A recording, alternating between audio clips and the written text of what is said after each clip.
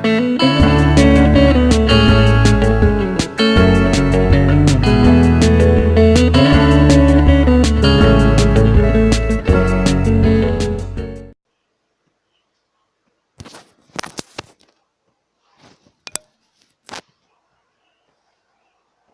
guys, welcome back to playing the Elementalists, Chapter 14. What awaits you in the tower? Dun dun dun dun.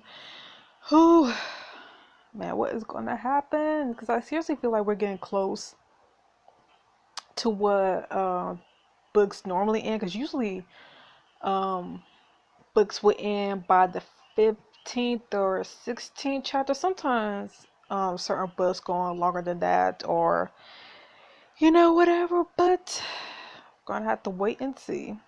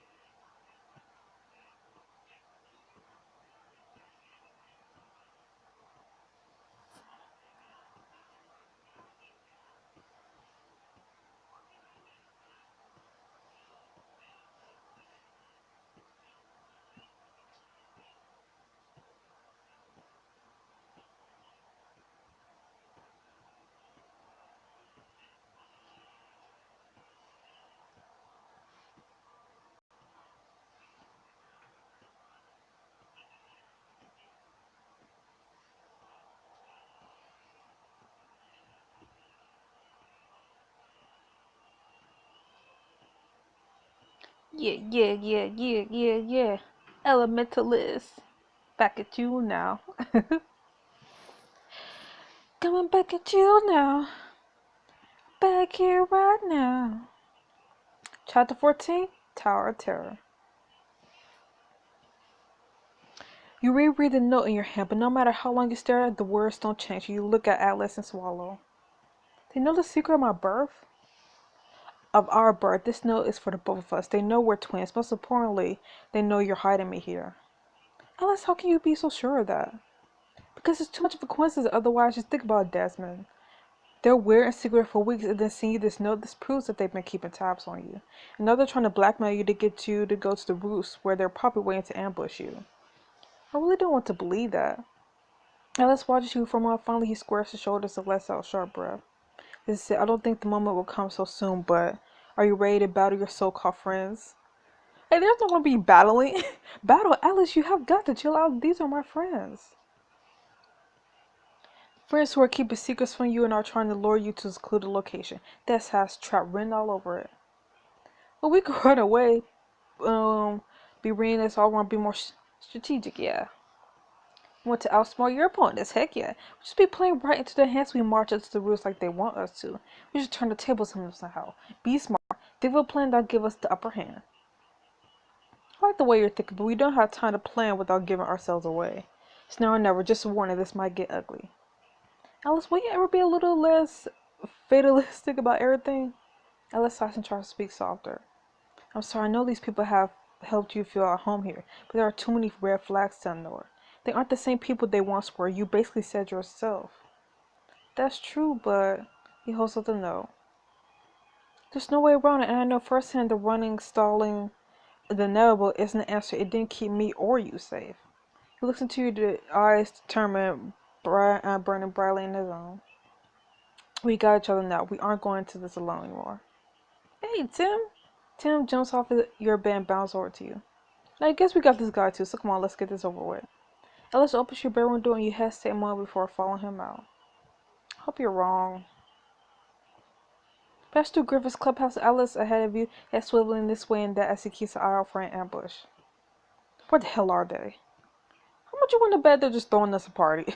Notice a trap door with the arrow in it that leads out onto the roof and motions Alice over. You both stop and listen for a second. It's quiet. They're probably waiting for us. Alice pushes the trap door open and bursts out onto the roof. It's raised and crackling with magical energy. I'm trying to think funny. We know what you're up to. It's a party. Yeah. Oh my goodness, I can't believe it. Actually, I can't believe it, but this is hilarious. Surprise! Wow. Happy birthday! What in the world? I'm sorry. Desmond, why your hair is all white again? Is this the same outfit as last time too? Do you have like an alter ego we should know about? Your friends gave at Alice and then they all jump as you come onto the roof after him. Ah, another Desmond? He points at Alice while you're taking the party decorations all around. Nice. I didn't know it was my birthday. Okay, so this isn't exactly what I was expecting. Desmond, who the hell is this person? Why does he look like an angry, more emo version of you? Maybe because I Alice lets out a low growl and quickly steps back. Calm down, Alice. This is Alice. You already know who he is. You tell me what's going on. This is Alice. My twin. You have a twin since when? Since their birth, presumably, but that still begs the question of why we were never aware. Somebody needs to explain what's going on here. You're not the only one who needs an explanation. Can we please go back inside, clear things up? I feel like my head's gonna explode. That's fair. Come on, guys. Let's step into the roost for a bit. When you get inside, you look around at your friends to motion back towards the trapdoor. So all that, it looked like a birthday party for me, but how did you know it was my birthday? We learned it from the RA when we told her we wanted to plan a surprise for you. It was a happy coincidence that your birthday was so soon, though it meant we had to work our butts off to get things done in time. Why would you call it the secret of your birth? That was my idea. I thought it'd be fun to make it sound a little spooky and mysterious and really up the drama. Alright, how convenient. I'm calling this for what it is. More subterfuge and sabotage. Tennis nest of the hologram 3 players on the game table clearly not sensing any danger. Maybe we got this wrong, Alice, but first I should explain about you. Guys, this is Alice, my twin. He helped save me when the mirror shattered. He told them about the fight and explained everything you learned about the war being down.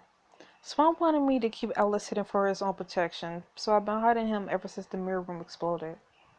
No wonder you were acting so bizarre that night. I never heard of a cleaning spell turning someone's hair white before. So he was the reflection in the mirror, like you said, they said didn't look like you. But why did you keep him a secret for us, Desmond? You could have told us. I bet bold of you to accuse Desmond of keeping secrets, isn't it? Eesh, she's really touchy, easy. Yeah.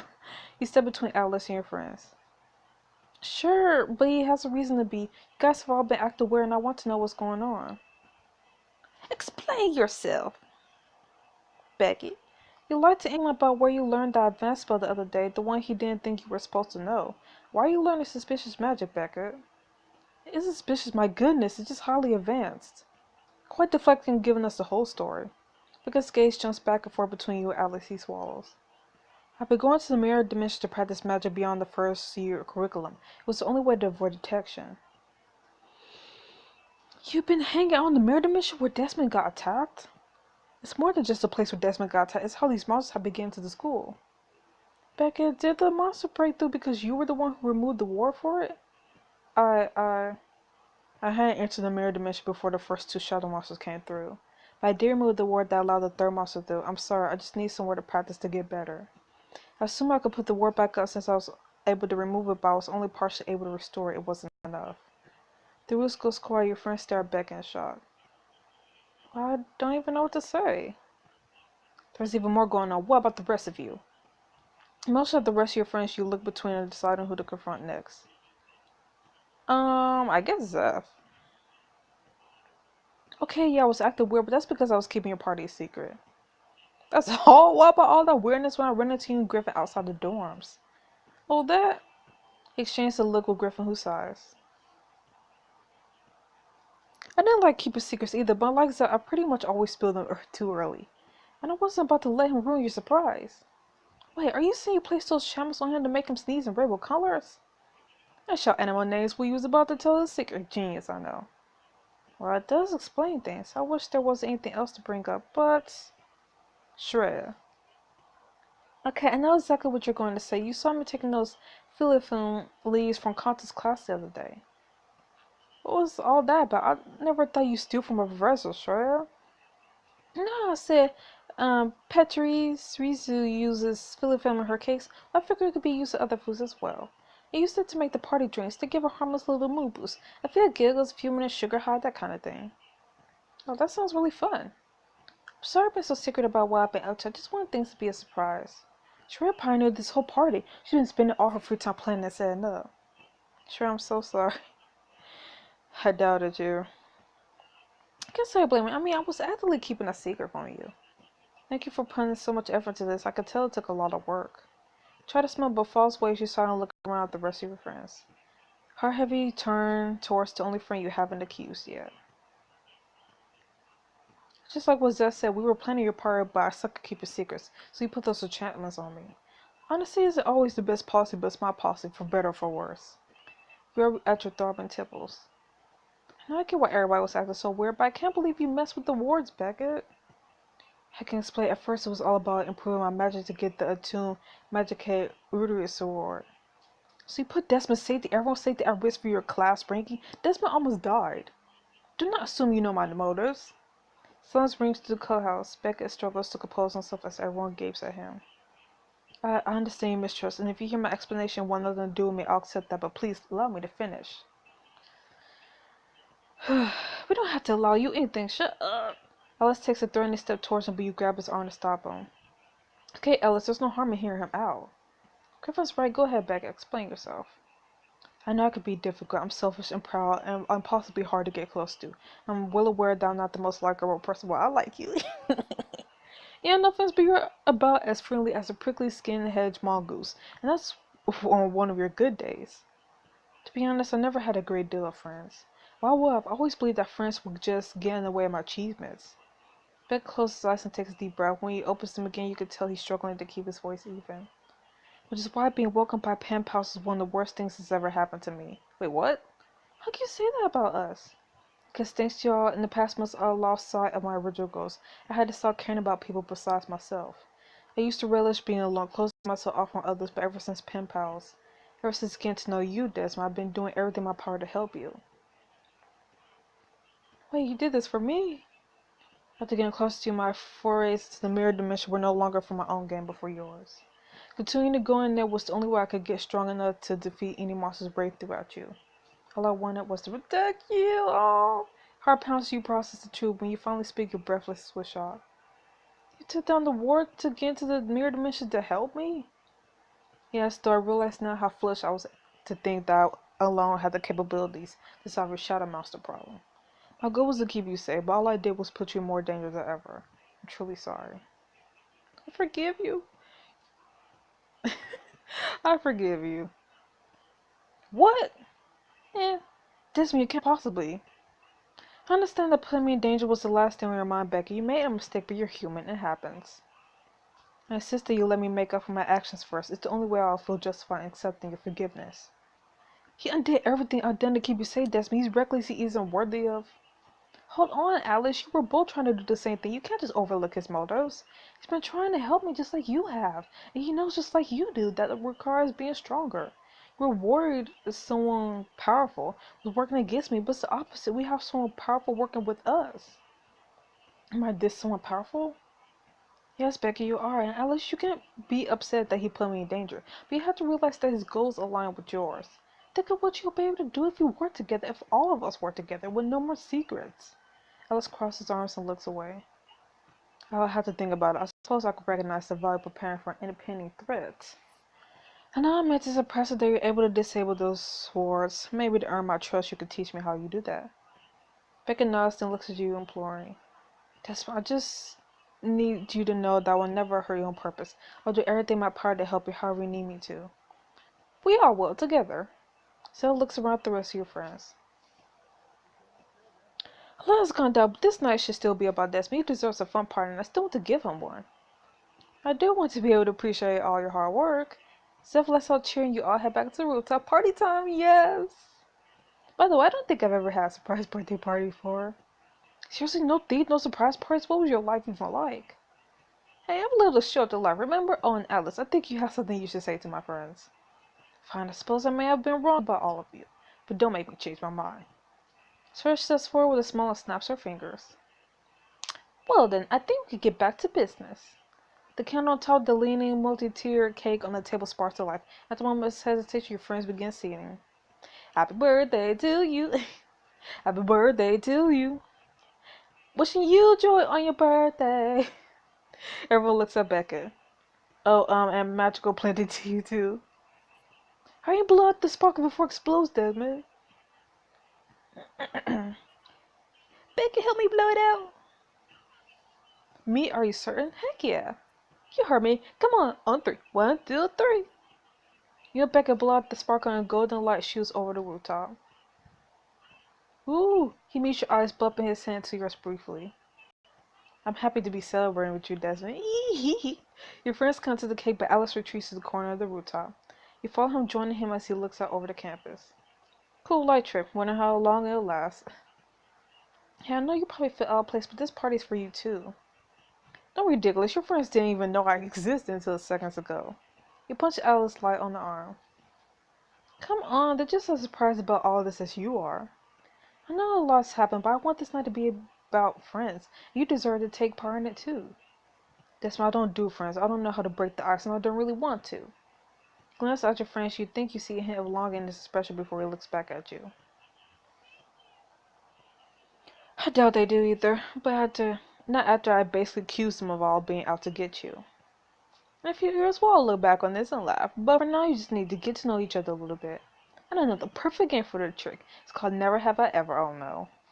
A game, are you sure that's the best idea? Oh yeah, this game is all about calling people out on silly things they've done before. It can get pretty hilarious and pretty competitive too. Competition, huh? This is my forte. Keep talking. Help Alice break the ice with your friends to see him let his guard down and learn more about him. Nope. Saving all my money for Beckett. Actually, maybe it's best not to force things. This is all new to you after all. But just know that I really am happy to be celebrating my birthday with you. So happy birthday, Alice.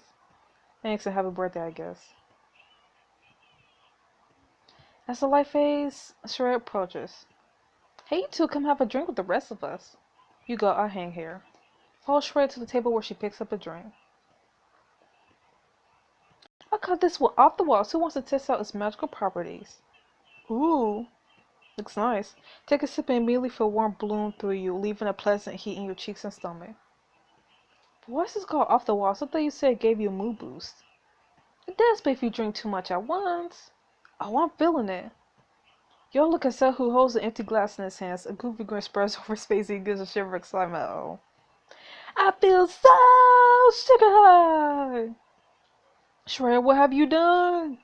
I could run 100 laps. I could dive off the roof right into the lake. I could.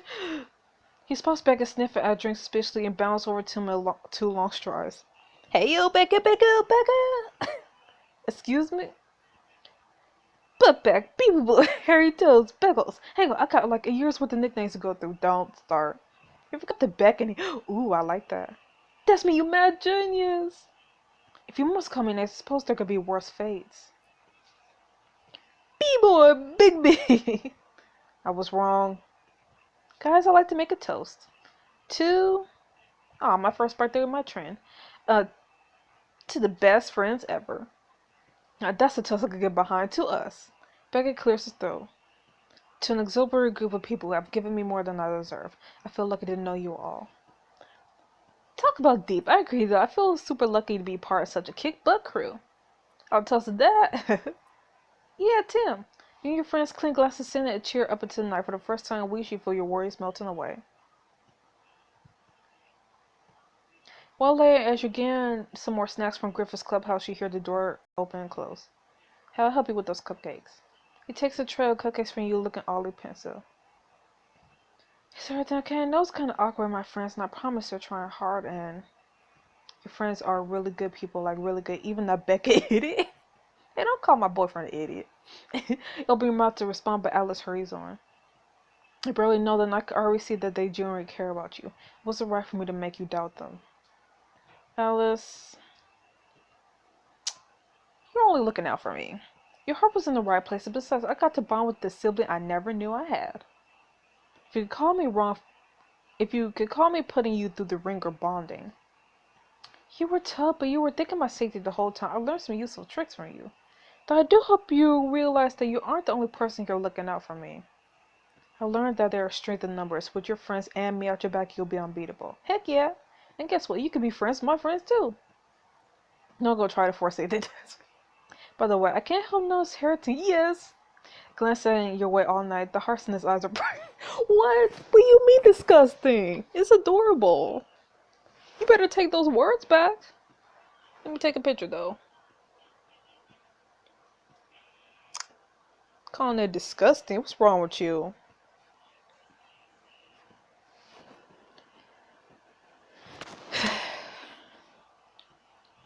What are you? Desmond, come on. I suck at all the mushy stuff. Even I could tell when someone has feelings for you. It's your birthday. You clear things up with your friends. Go spend time with that special someone. Hey. And listen, you get the chance to be physically intimate.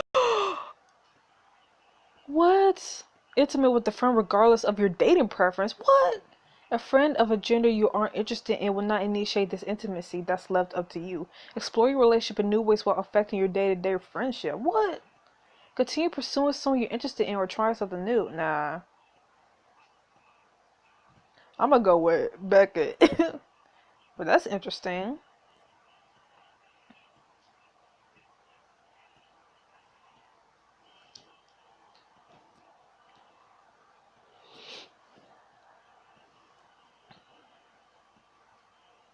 Alice motions you towards the trapdoor with the tray of cupcakes in his hands. I'll handle these. You go and have a good time, but don't tell me about it later. Okay. Thanks, Alice. You emerge into the rooftop and make your way up to Becca, who looks flushed as you approach. Hey, did you have a minute? I was hoping to get you alone. Are you certain? I was hoping to. I wanted to ask you the same thing, but I wasn't sure. Breathe, Beckett. You take Beckett's hand with the smile and start to tug him towards the trapdoor. Yep, definitely sure. Come on, let's see where our feet leads us. When you walk into the cool night air of campus, Beckett finds his voice. Actually, would you be alright if I chose a location? I had a place in mind. I was hoping you would because my plan was to just wander around until you gave me a sign you wanted to stop. Then what had been a good excuse to hold your hand for a while longer? Beckett squeezed your fingers, giving you a slight smirk. You certainly don't have to let go.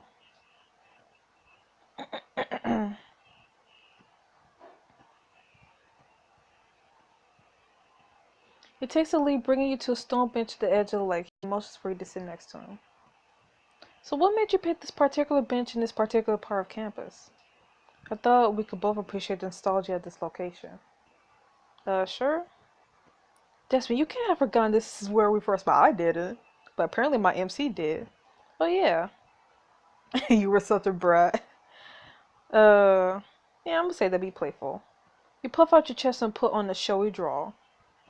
I'm Beckett Harrington. Don't even look at me if you haven't read the entire Pendergast compendium from cover to cover. Excuse me, the Pendergast compendium is a splendid piece of literature. So how many times have you read it? I'm currently on my third read, thank you very much. I find it endless, pertinent and fascinating information. Don't worry, I'm not judging you for your lack of interest. Not all of us can appreciate the value of a fine reference book. Okay, thank you. You burst into laughter. Oh man, that was one sick burn. Becca chuckled softly, but when his laughter fades away, you find him looking at you with surprising intensity. What is it? I feel ashamed about everything I've done recently. I deserve far more anger than I've been given, especially from you. Raise your linked hands between the two of you, looking down at your joined fingers in wonder. It feels false, pretending everything okay for the sake of your party. Becca, I'm not pretending anything. I meant it when I forgave you. You're so much more than one mistake. I don't think you realize how much you mean to me. Desmond. When he's towards you, his gaze fixated on yours and touched your cheek tenderly. And realizing what he's doing, he jerked his hand away. I'm sorry, Your cheek tingles where he touched and your heart races. Kiss me! A spark of hope brightens Becca's eyes. He lays a hand on the side of your neck and leans up, pausing for a second with your lips centimeters apart. When you don't move away, he kisses you deeply slow. Then he rests his forehead against yours. I can hardly believe this is real. You tilt your head up so your lips brush against his as you whisper. Maybe another kiss will help you wrap your head around it. Becca presses his lips to yours softly, but with an undercurrent of intensity that gives away his logging. You lightly nip his lower lip and you both grin at each other. Oh, so cute. I like that quite a bit.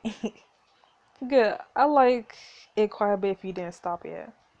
Run your hands through Becca's hair and you pull him back towards you. All gentleness cast aside, he moans a pledge. Let's take a hold of your waist. Oh, snap. It's warmth and the smell of his cologne invade your senses, lighting the fire within you. You can't help gasping when he ducks to kiss him. Oh my god. Ooh. Ooh. Get a fluster. Oh.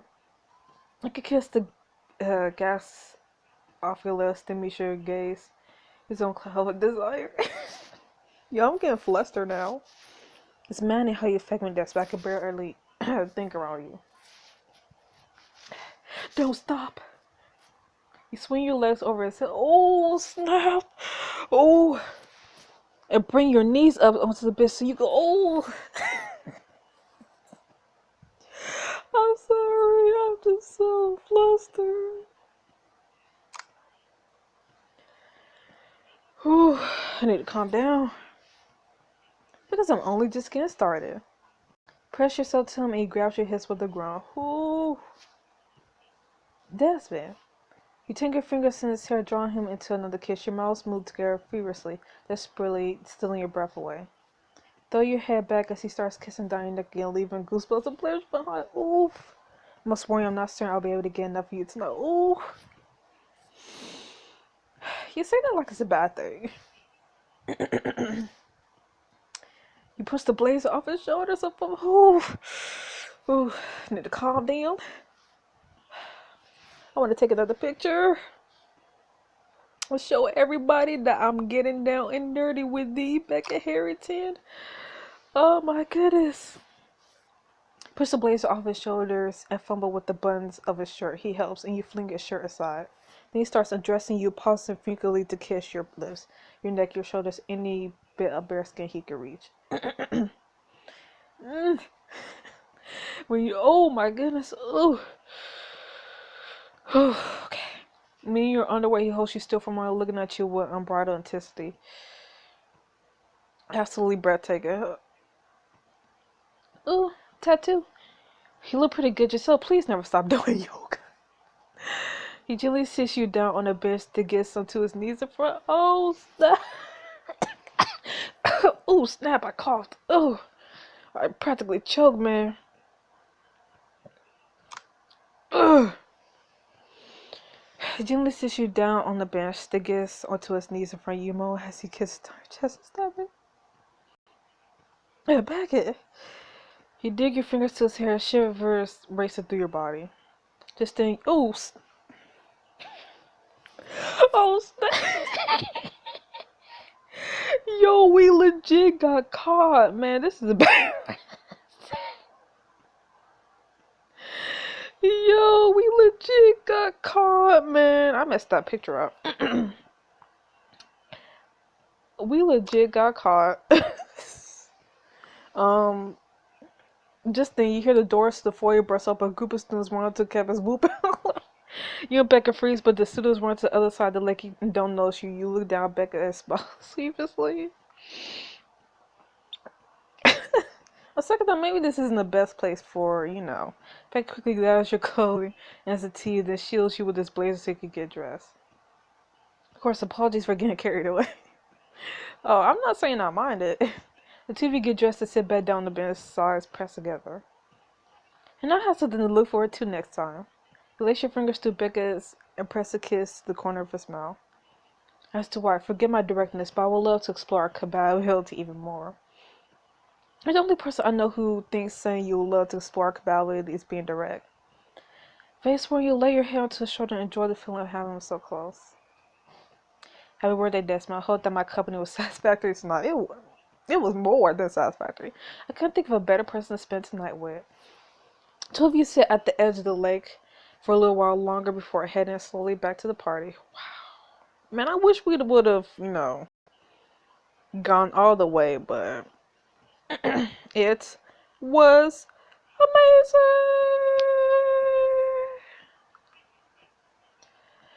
Ooh, get down and dirty with Beckett Harrington.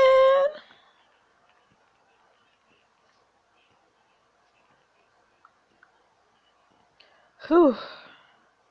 When the two of you return, you find your friends lying on the rooftop. So what do you guys call this party game? I call it that feeling where you're too sugar high to even be alive. Honestly, though, relatable. Uh,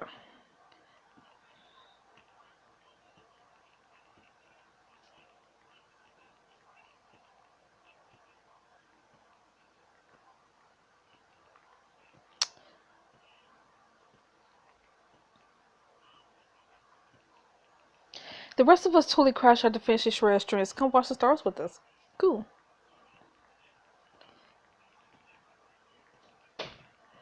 Okay.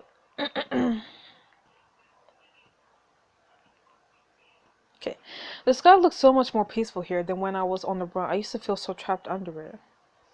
You're not on the run, Alice. You don't have to feel trapped anymore. Lie down beside Alice and gaze up at the stars strewn across the sky. A streak of light races across the sky and fills it out on the far horizon. Ooh, a shooting star!